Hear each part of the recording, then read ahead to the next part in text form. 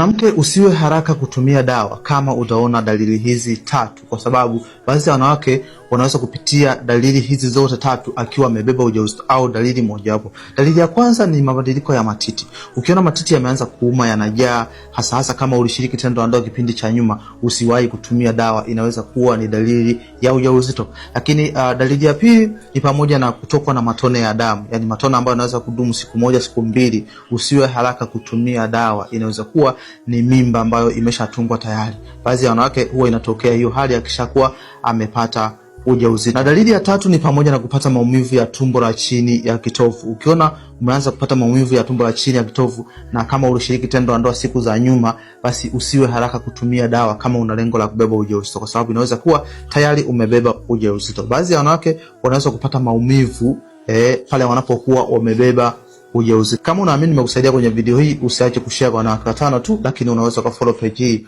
kwa mafunzo ya kila siku.